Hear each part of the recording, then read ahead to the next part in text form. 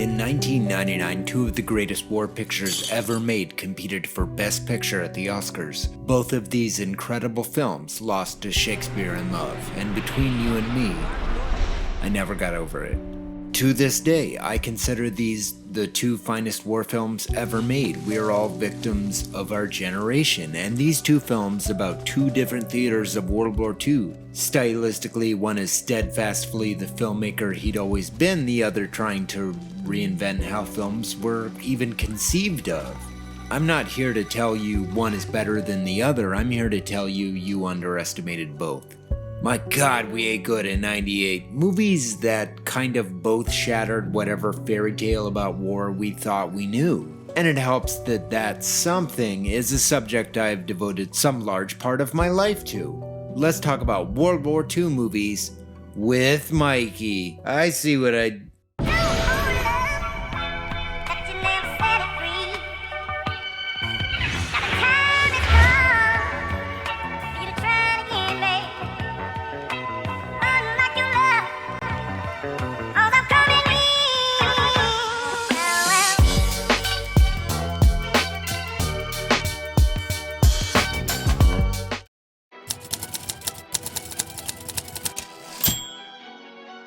At the 1999 Academy Awards, Harrison Ford presented the nominees for Best Picture of the Year: Elizabeth, Life is Beautiful, Saving Private Ryan, Shakespeare in Love, and The Thin Red Line. 100% of these movies are period pieces, 3 of which are about World War II in some way. Yes, this is where it all kind of started, and 2 of them are kind of about Queen Elizabeth I. We ate good in 1998. In the end, Shakespeare in Love walked away with the top prize for Best Picture. Private Ryan walked away with director, cinematography, sound effects, editing, and film editing. Shakespeare in Love crushed in the costume and acting categories, kinda really what you'd expect, but Affleck was robbed, yo. Huzzah! The enemy's men are returned to the house! It was kind of a strange year. The top 3 grossing movies of 1998 are Titanic, Armageddon, and Saving Private Ryan. Rush Hour, Godzilla the Bad One, Lethal Weapon 4, hell, even Blade fell to the juggernaut that was Private Ryan.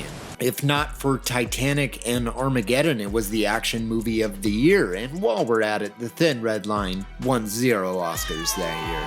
Which is a shame, but the Academy Awards are also a shame, so... Shame on you. It had been 20 years since hot up-and-comer Terrence Malick had released a film. Days of Heaven was the last one before this. Though it wasn't for lack of trying to make a movie, it took all 20 years to figure out how he would even do it.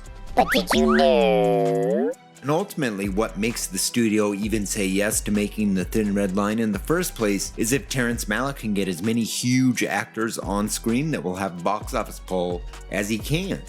Yeah, John Travolta should probably not be there. I'm sorry. You're out of place. To be totally fair, the cameo thing is kind of out of control in Saving Private Ryan too, so we just had a thing for movie stars in 98, baby.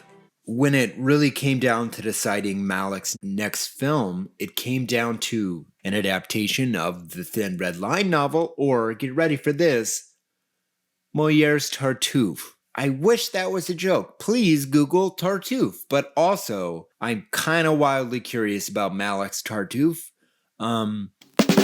Terrence Malick made a film about the men that touched paradise and were ordered to burn it down. The hubris of man on naked display. What's this war in the heart of nature? One film is about the lack of belief dooming everyone, the other is about the dangers of having belief and dooming everyone. 2 sides of the same coin. Believe in the mission or don't, it'll probably kill you either way. Damned if you do, damned if you don't, damned for ever existing in the first place. You can poetically dissect the nature of humans, or you can confront its brutality. It's the same picture. And this is the war we generally look back on as the most justifiable one. It weirds me out to know that people watched The Hurt Locker or Jarhead in theaters and signed up for the armed services. War movies, I think in grand tradition, aren't super high on media literacy. We hold them up as a beacon of creation that celebrates and glorifies the act of warfare. I've shown off a surround sound system more than once with Saving Private Ryan, I get it. The double-edged sword of putting a heinous tradition on screen without glorifying it. On some level, it's impossible. I'm saying from this moment on, it kinda doesn't matter if movies about war glorified the subject because humans do that. Someone somewhere watches Platoon and says, "Oh, I bet that was fun." I want to spend this episode thinking critically about both of these films, which probably means engaging my inner Malik for a moment. What is the nature of film? Where does one film end and the other film begin? We're all celluloid just tumbling through a reel.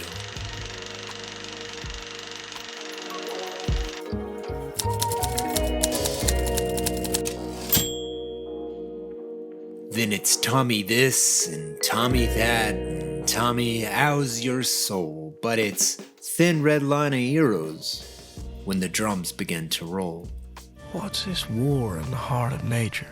On Christmas Day 1998, 20th Century Fox released an adaptation of James Jones' harrowing account of Guadalcanal, written and directed by Terrence Malick, The Thin Red Line. So we begin with a history lesson. Guadalcanal is located on the Solomon Islands, a British protectorate. They invaded it and turned it into a copra plantation that benefited Britain. In World War II, first it was invaded by the Japanese army, and not to be outdone, then it was invaded by the US Marines. Oorah, bitch! But did you know this is a place where people already lived?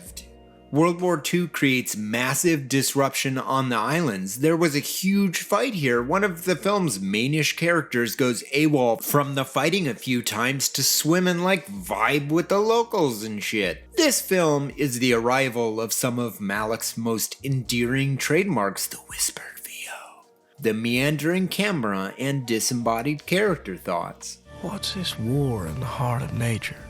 But at the heart of this film is something very simple and arguably a pretty direct narrative for Malick. A divine belief in power. A stubborn insistence to do things in the most costly ways because you, the soldier, are a number, not a brain. The war in nature is within you. Only an American would be like, "Nature, my boys, you are constantly at war with yourself." Let me just lecture nature real quick. The opening image of this film is an alligator creeping into the water. It should give you pause. Oh nope, he got his ass worked by the US military. Ah, beans. Okay, so, spoilers for how the military works. As a commissioned officer, you have a vested interest in achieving your goal that you are given by your officer. This is how you ascend to higher and higher ranks. This movie is about this really simple thing. God, Nick Nolte. Back of Lieutenant Colonels. Once a man gets those eagles, oh, he can't wait to get that star, and he becomes a politician, right? Wants you to take that damn hill. He's tired, he's old, he doesn't go anywhere else in his military career without that hill. Boom, ba boom, boom, boom. If you take anything from this movie other than, oh, we shouldn't be here, this was ultimately for nothing. It's a microscopic fraction of an obliterated whole. I think this is an important distinction to be made from Private Ryan, a movie that never lets up on the whole "we should be here" thing. The title of The Thin Red Line itself comes from a Rudyard Kipling poem called Tommy about the nameless British soldier. We're a far way from Kipling in The Thin Red Line, my boys, though. The Thin Red Line is composed of the discarded. Why does nature vie with itself? It's man that vies with itself. Oh shit, because man is nature. Oh crap, it was right there. Oh, where's the crocodile? Oh shit, it's us. Ah, beans. I did it again. On the steps of paradise, you gave it up for this. A film about far more than it seems at surface level. Sean Penn spending an entire movie not being the idealistic one. Sergeant Welsh is so cynical to this entire operation.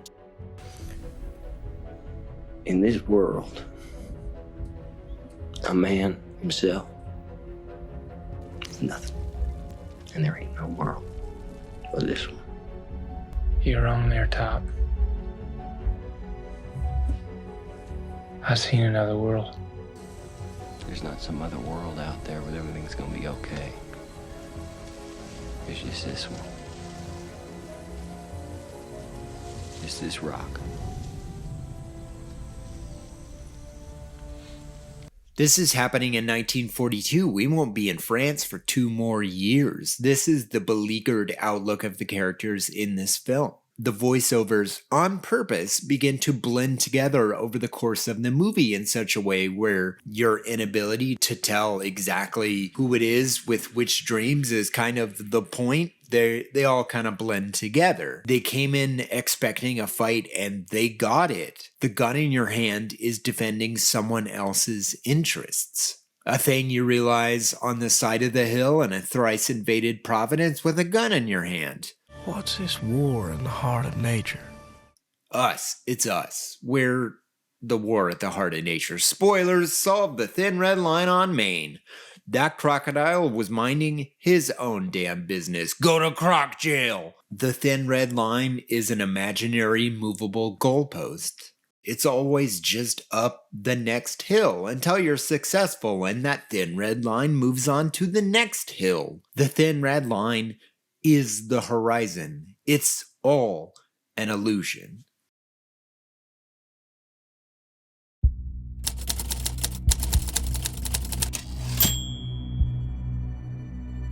Saving Private Ryan is a 1998 film written by Robert Rodat and directed by Steven Spielberg. Before this, Rodat wrote Fly Away Home, and after this, Rodat wrote The Patriot, which is also a war film, I'm told. And I'm not seeing a whole lot about this Spielberg guy before or after this, so I really hope he's doing okay. I think what I'm going to say about what this movie is thematically saying is going to be a little off the beaten path for Saving Private Ryan analysis.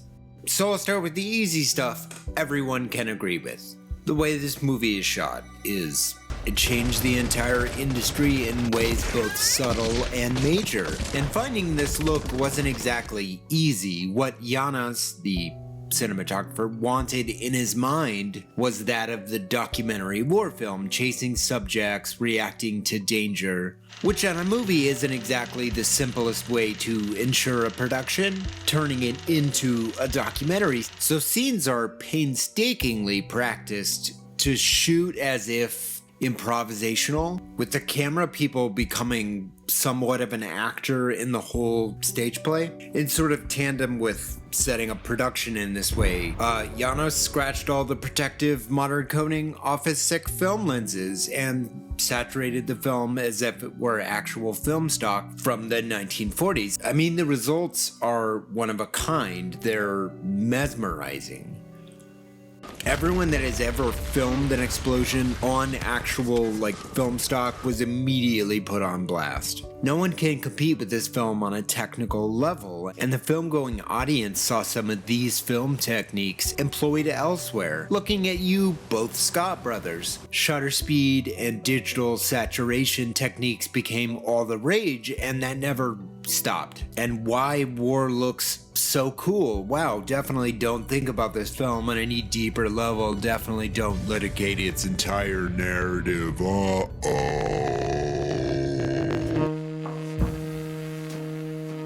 Belief is the thing that gets almost every character in our squad killed. Caparzo writes a letter to his mom and dad. He is killed by a sniper and gets so much blood on his letter. His dying thoughts are about this problem. The fire team medic picks up and rewrites the letter to give to Caparzo's parents. Wade, the medic, is then killed. Captain Miller picks up the letter, and oh ding dang, Reiben is the only surviving member of the original Private Ryan squad to live through the movie. Reiben picks up the letter at the end of this movie. I've never stopped there. I was like, no! A movie that pretty openly litigates their central mission as one pretty dangerous with a substantially tenuous upside.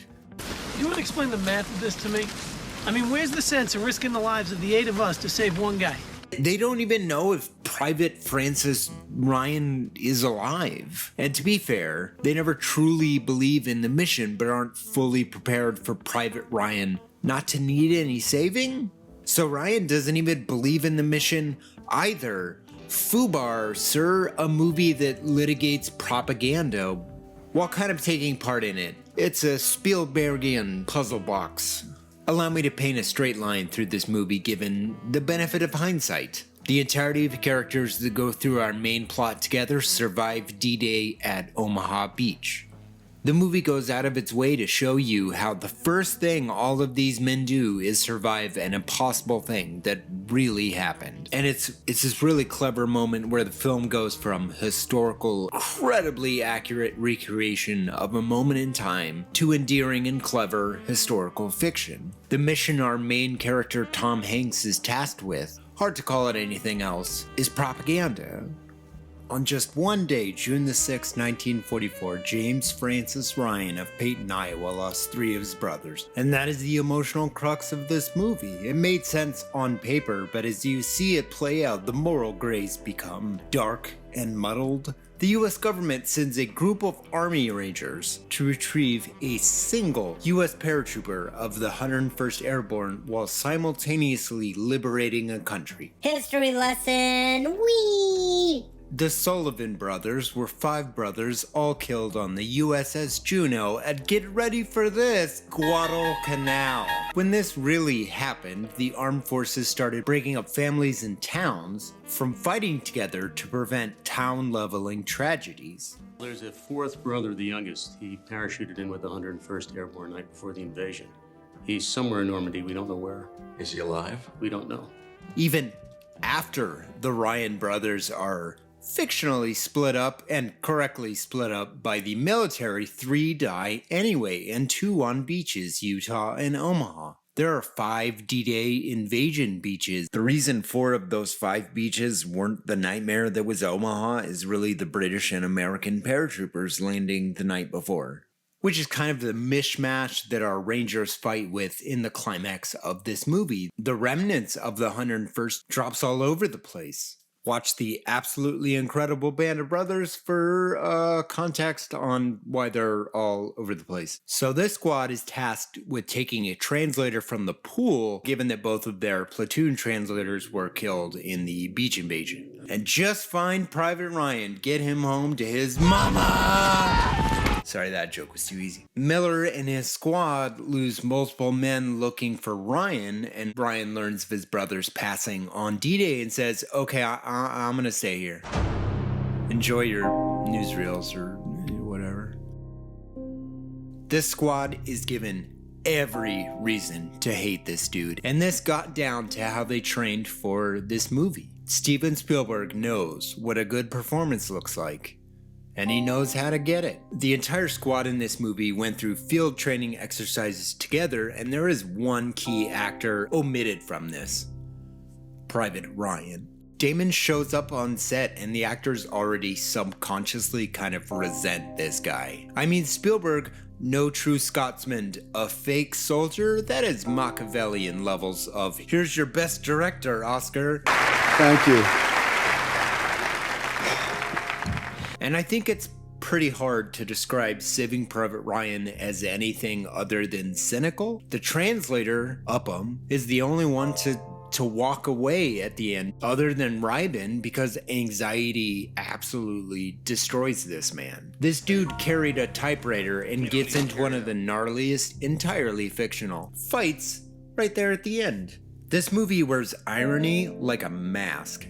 8 people die to save 1 guy in an impossible fight. They accomplish other goals for the US Army that also cost lives. Captain Miller is this absolutely mythical figure to his squad because through all of this, he never talks about himself. They look at him like a no-nonsense dude that can make life and death decisions when it's needed. I'm a school teacher. I teach English composition. Miller argues for the life of his own executioner. It feels like a documentary, but is Shakespearean level irony on a narrative level, crafted to be a film unlike and honestly still unlike any war film ever made. Saving Private Ryan is a masterpiece without equal, a love letter intended as such to the people that fought in World War II, a movie symbolic of the bravery of all the soldiers in wartime that is not ignorant to the reality of that war. The jingoism of this movie makes the violence hit harder, maybe just to me, but it amplifies it. Oh crap, content warning for Saving Private Ryan. It's a practical movie magic incantation that paints the reality it needs with immediacy. A movie that feels like a documentary, but speaks. Earn this. Earn it. Captain Miller is talking to you, America. Look at the shit these dudes had to put up with to take out this Hitler chode. Fucking earn this. Earn this.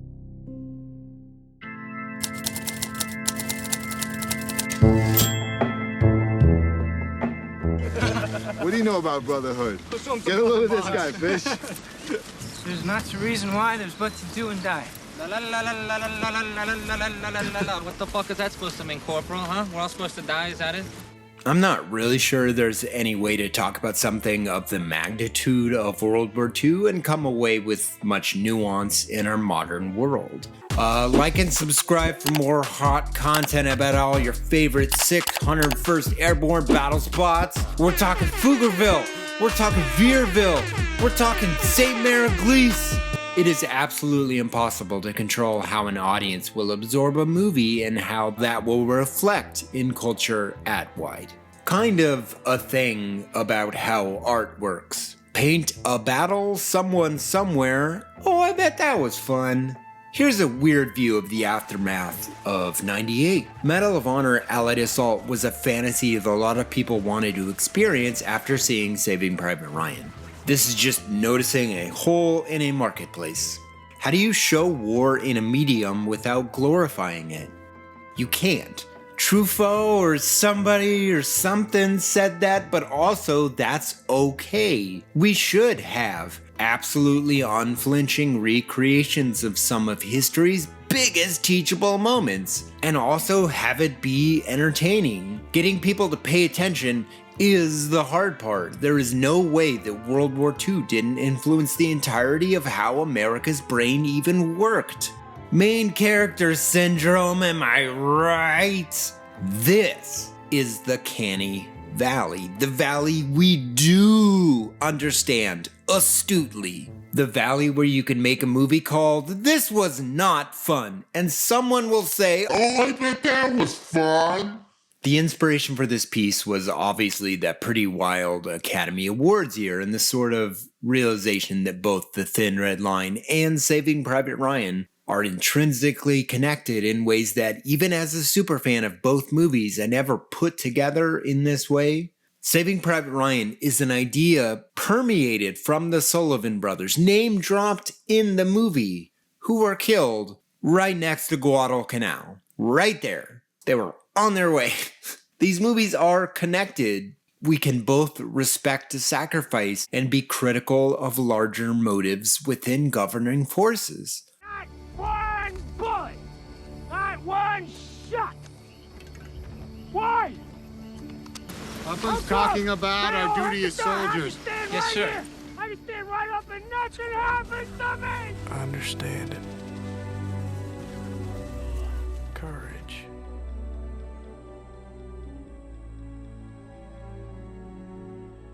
The contented heart. Got anything left in this town like a 3-star hotel? Something with clean sheet and soft pillows and room service? How about a nice comfy church? This army's gonna kill you. You're smart, you take care of yourself. There's nothing you can do for anybody else. So, it's a really melancholy song. At the beginning of the song, she says, and then one day you left me, and I've been desperate ever since. I see all over the sky, I see you all over the earth. Ha!